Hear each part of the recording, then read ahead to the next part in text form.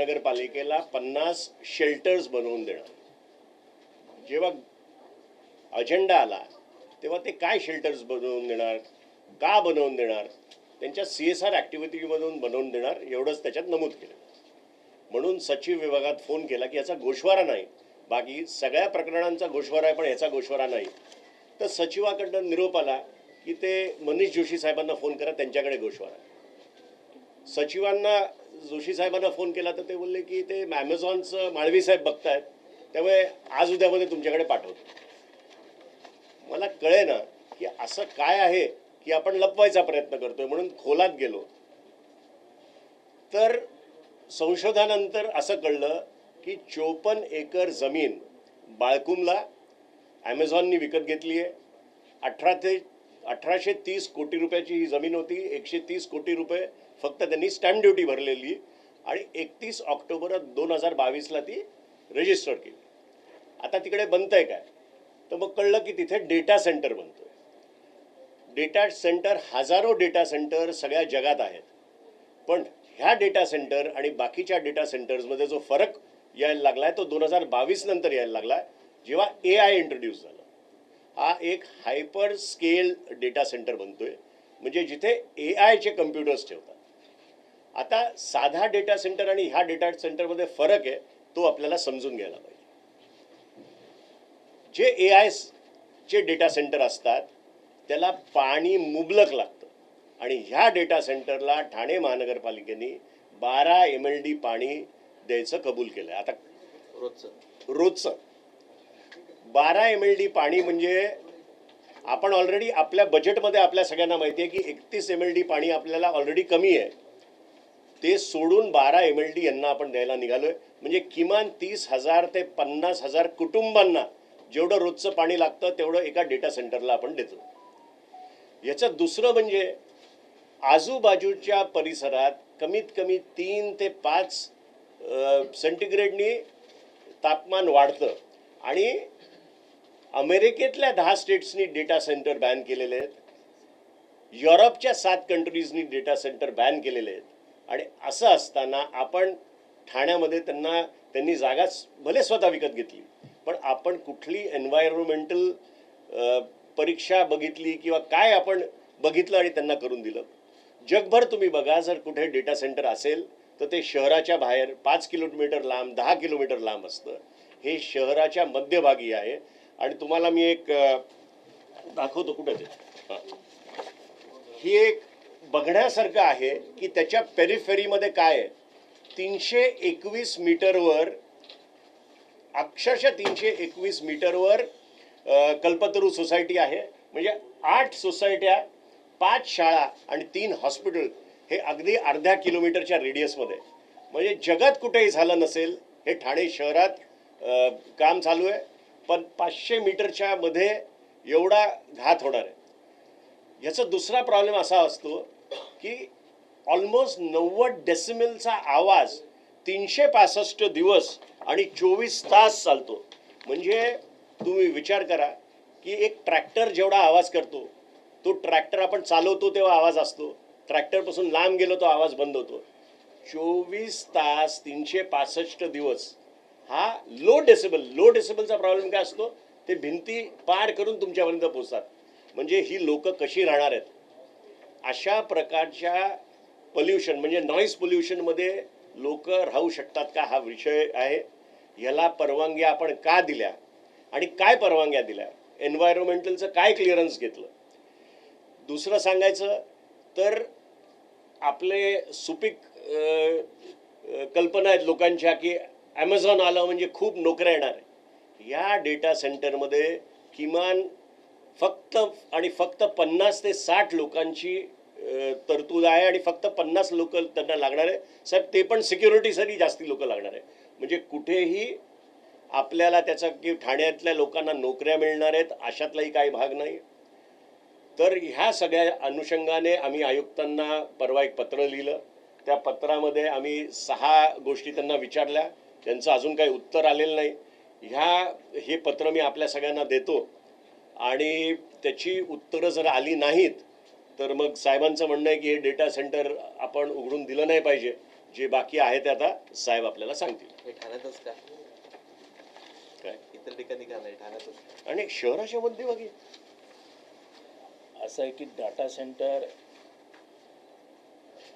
आणि तेही बाळकुममध्ये, ह्याच्या पुढचं जे ठाणं आहे हे बाळकुम काल्हेर असं वाढत जाणार आहे. त्याच्यामुळे ह्याचा जो पर्यावरणाचा धोका आहे हा आपण लक्षातच घेतलेला नाही आणि जगामध्ये आता ह्याच्या विरुद्ध आवाज निघायला लागला. वर्ल्ड हेल्थ ऑर्गनायझेशननी पण ह्याच्या विरुद्ध काही प्रश्न विचारले आहेत आणि केवळ ॲमेझॉन नावाची फॉरेनची कंपनी येते, अजून आपल्याला पांढऱ्या कातड्याचा नाद काय आपला सुटलेला नाही आहे.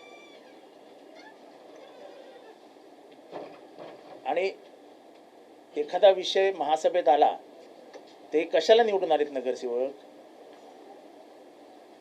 हे नगरसेवक कशाला निवडून आलेत? तुम्ही सुप्रीम कोर्टात जाता, 2800 कोटी रुपयाचा TDR देण्याचा काय बोलाचाली करता. महासभा अस्तित्वात असते, एवढा मोठा TDR जाणार आहे, तुम्हाला महासभेची परवानगी घ्यायला नको? कायद्यान्वये तुम्हाला महानगरपालिकेचा 1 रुपयाही खर्च करायचा असेल किंवा द्यायचा असेल किंवा उलाढाल करायची असेल तर तुम्हाला महानगरपालिकेची परमिशन घ्यावी लागते. फॉरेस्टमध्येही तसंच केलं.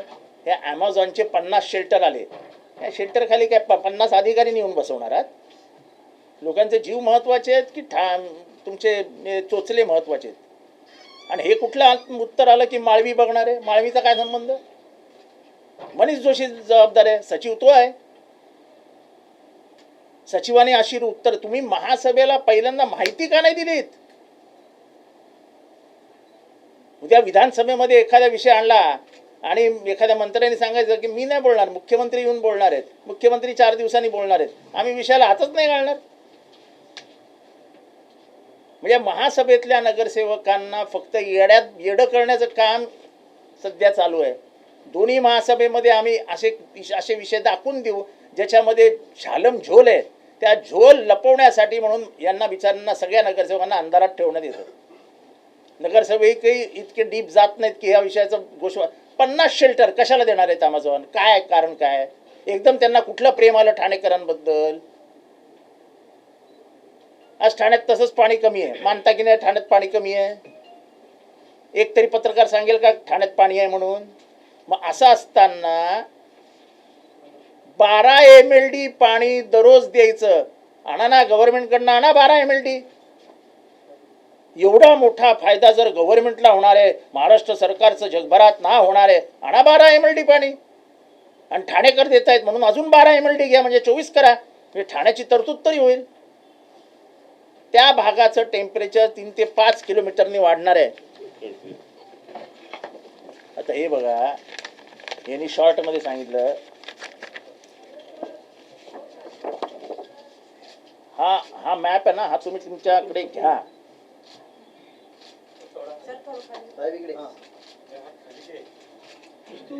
बाळकुम मध्ये किती रहिवासी असतील? बाकी सोसायटी राहू द्या, बाळकुम गावामध्ये किती जण राहतात? म्हणजे गावाच्या गावं उद्ध्वस्त करायचे आहेत का तुम्हाला? द्या ना कुठेतरी, बाहेर ठिकाणी द्या.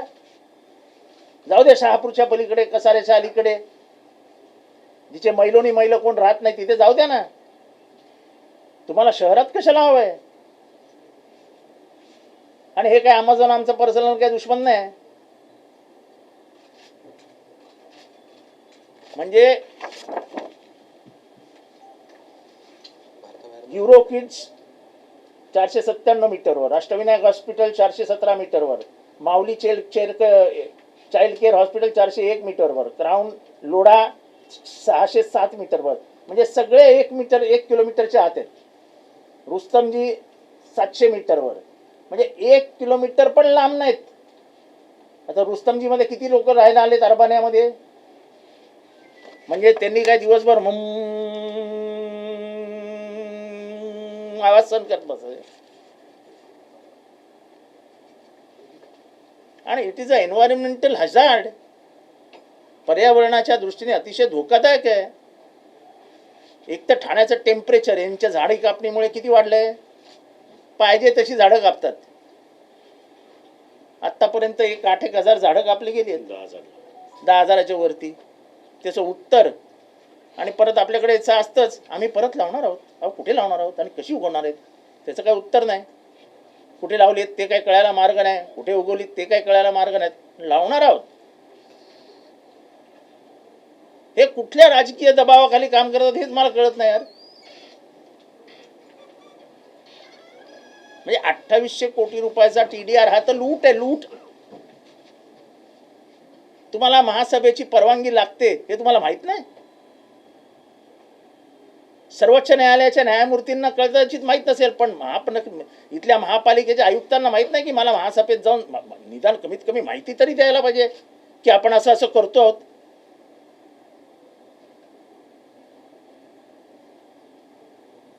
तुम्ही कन्सेंट टर्म्स साईन करता, त्या कन्सेंट टर्म्सला तुम्हाला मान्यता घ्यायला नको महासभेची? तुम्ही काय वैयक्तिक मालक आहात या महासभेचे? या महासभेची जबाबदारी महासभेवर येते. तुम्ही काल हा विषय आणला, त्या विषयाची काय माहिती दिली तुम्ही महासभेला? महासभेमध्ये काय अडाणी कॉर्पोरेटर बसलेत सगळे, ज्यांनी तुमच्याकडनं पैसे घेतलेत? 50 शेल्टरची लालच दाखवून तुम्ही ठाणेकरांना मूर्ख बनवता का? याचं एकही उत्तर द्यायचं नाही. आणि मात्र अमेझॉन येणार आहे. अमेझॉन गेला का जीच्या जी मध्ये?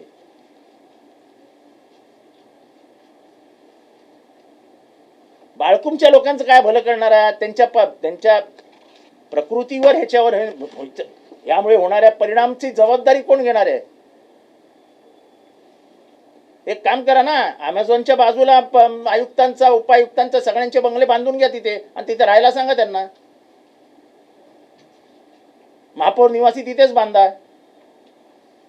आणि सांगा राहा तिथे तुम्ही त्या आवाजामध्ये.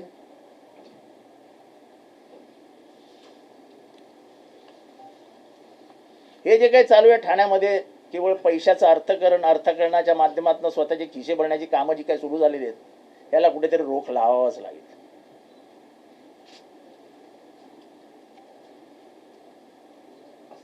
स्थानिक जे आहेत, नगरसेवक असतील, लोकप्रतिनिधी असतील, आमदार खासदार असतील, ते यावर काही प्रश्नचिन्ह उपस्थित कसं आहे, सगळ्यांनाच सगळे प्रश्न कळतात असे नाही. आम्ही संशोधन केलं, आम्ही रिसर्च केला म्हणून आम्हाला कळलं. थोडं वाचन जास्ती आहे डेटा सेंटर्स बद्दल, त्यामुळे आम्हाला कळलं. कदाचित त्यांना माहीत नसेल. असं आम्हाला म्हणायचं नाही की त्यांना कुणी लक्ष देतं, कुणी लक्ष देत नाही. 2800च्या TDR कडे आम्ही आतमध्ये आम्हीच म्हणतोय का? विरोधी पक्षाचे मंत्री म्हणतायत की याच्यात घोटाळा झालाय. म्हणजे विरोधी पक्ष नाही, सत्ताधारी पक्षाचे मंत्री म्हणतायत याच्यात घोटाळा झालाय. मी म्हणतोय का? मी म्हणतोच आहे. अख्खं ठाणं म्हणताय याच्यात घोटाळा झालाय. असं प्रत्येक प्रश्न प्रत्येकाला आम्हीच टाकली लक्षवेधी. आमचा विरोध आहे ना म्हणून तर पत्रकार परिषद घेतली. सत्तेच्या जोरावरती मंजूर केल्यानंतर नाही आता त्याला काय करणार तुम्ही? हो हो हो हो हो हो झालं, वंदे मातरम झालं, संपली महासभा. ते विरोध तर करूच. तुम्हाला आमचा स्वभाव माहिती आहे. काय तो का अमेरिका ते ट्रम्पच्या बापाची जरी कंपनी असली तरी विरोध तर करूच. ट्रम्प असेल कोणाचाही मित्र, आमचा मित्र नाही तो. सदस्यांना गोषवारे जेव्हा दिले जातात तेव्हा त्या गोषवारेमध्ये गटनेत्याची मीटिंग होते. प्रत्येक महासभेपूर्वी गटनेत्यांची मीटिंग होते. त्या गटनेत्याच्या मीटिंग मध्ये आपल्या प्रश्न विचारला, प्रश्न डावलला गेला. गोषवाराची जेव्हा फाईल दिली जाते तुम्हाला सदस्यांना, तेव्हा हा 577चा गोषवार त्याच्यामध्ये त्या दिवशी ज्यावेळेस हे सगळे गोषवारे वाढण्यात आले तेव्हा एकही हा 577चा गोषवारा नव्हता. कारण मीही त्यांनी विचारलं तर मला सांगितलं नाही एक लक्षात घ्या तुम्ही आणि तो दिला 7 तास आधी. तुम्ही पत्रकारांनी लक्षात घ्या, गोषवारा लपवणं म्हणजे महासभा आणि ठाणेकरांना फसवणं आहे. आणि याच्यासाठी सचिवावरती कारवाई व्हायला हवी. तुम्ही ठाणेकरांना मूर्खात काढता का? गोषवारा अख्ख्या ठाण्यात जातो, पेपरमध्ये पब्लिश होतो. आनंद कांबळे आपण जुने पत्रकार आहात, होतो की नाही? म्हणजे ठाणेकरांपासून माहिती लपवणं हे म्हणजे ठाणेकरांना ठाणेकरांची फसवणूक करण्यासारखं आहे. मग याच्यासाठी जैसा गोषवाऱ्यावर कोणाची सही असते? कोणाची सही असते? सचिव. मग सचिवावरती का कारवाई करू नये?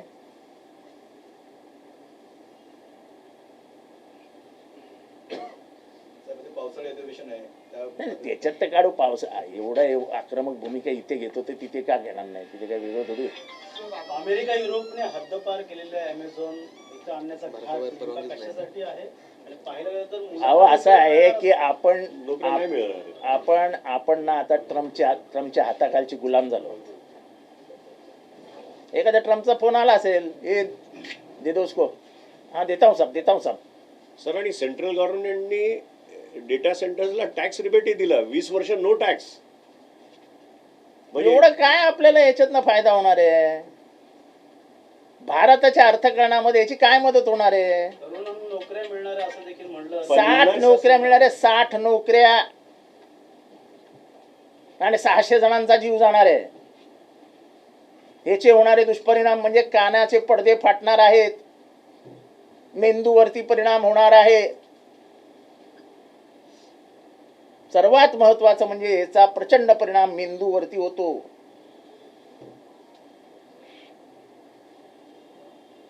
अमेझॉनची वीट या ठिकाणी वीट रचून देणार का राष्ट्रवादी? नाही असं आहे की आमचा विरोध आहे.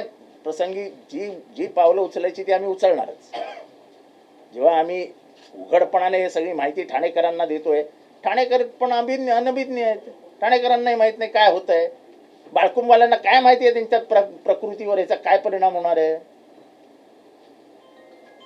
सर या संदर्भात तुम्ही ज्या वाळकुंड लोकांना वाळकुंड्या नागरिकांना याचा त्रास होणार आहे त्या लोकांना पण तुमच्या सगळ्या याच्यामध्ये आता हळूहळू बाळकुंबमध्ये एखादी जाहीर सभा, सोसायटीजना पत्र पाठवणं, हे सगळं आम्ही करणार ना.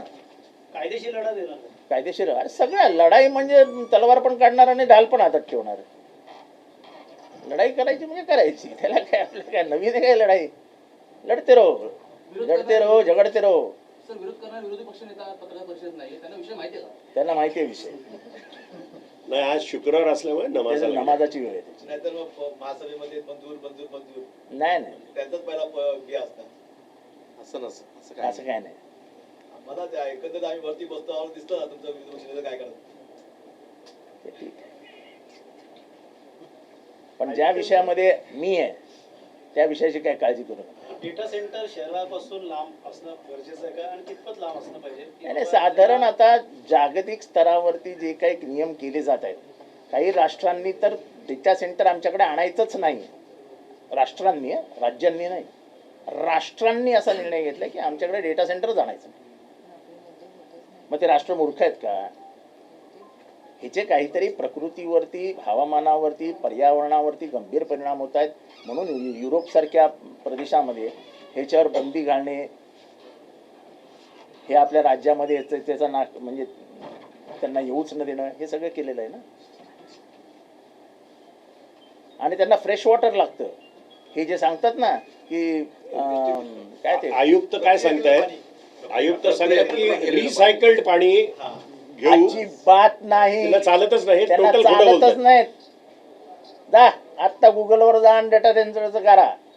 त्यांना रिसायकल्ड पाणी म्हणजे नाही चालणार. याचा अर्थ काय माहितीये का? महासभेतल्या नगरसेवकांना काय समजतच नाही. त्यांना वरनं एखादा फोन आला, हो म्हणायचं, हो साहेब आम्हाला प्रश्न विचारू नका. आयुक्तांनी द्यावी ना पत्रकार परिषद, आम्ही आरोप केले, द्यावी उत्तर याची.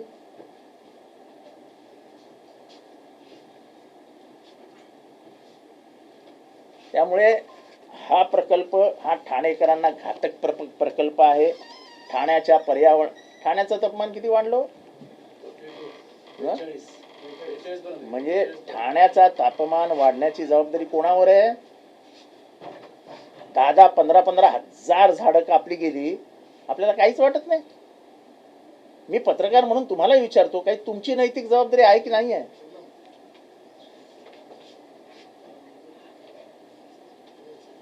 आज जर बाळकुंबमध्ये 5 डिग्री टेम्परेचर वाढलं तर फक्त बाळकुंबमध्ये वाढणार नाही, त्याचं हळूहळू सरकत येणार बाजूला. आणि बाळकुंब तसा सुंदर परिसर आहे.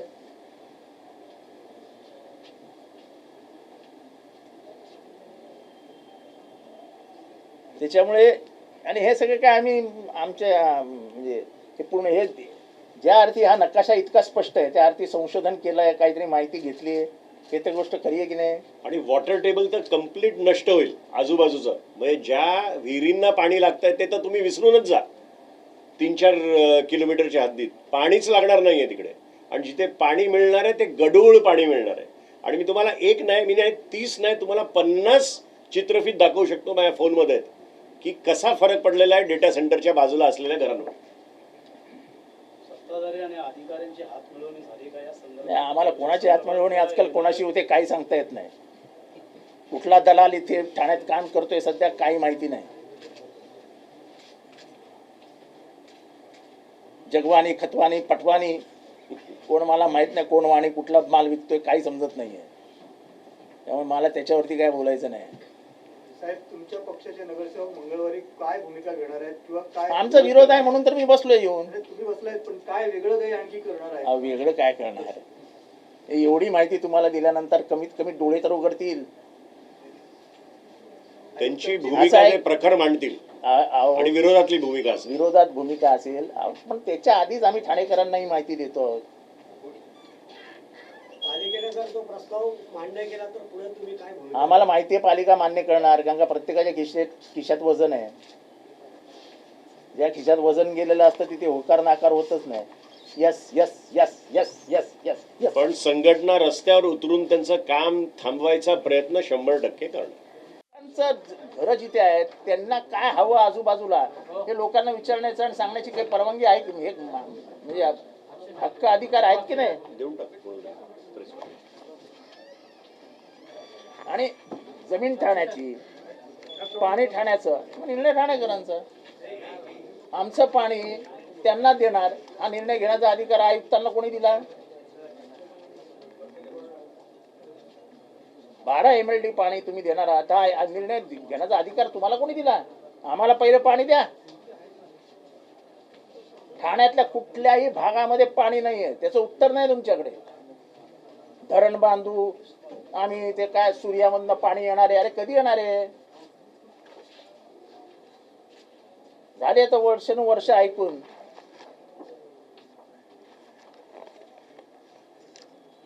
म्हणजे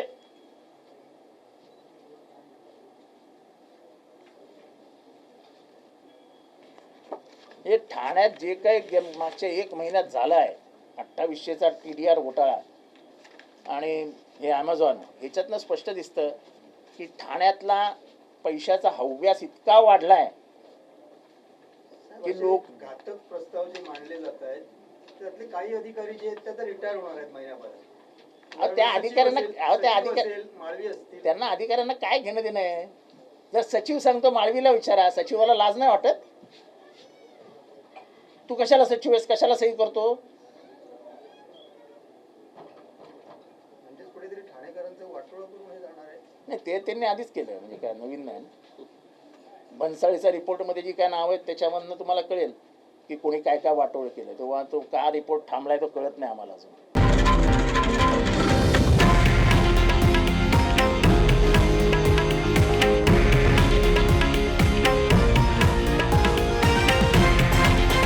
हे आहे देशातील नंबर 1 न्यूज नेटवर्क आणि आपण पाहत आहात TV9 मराठी, एकमेव.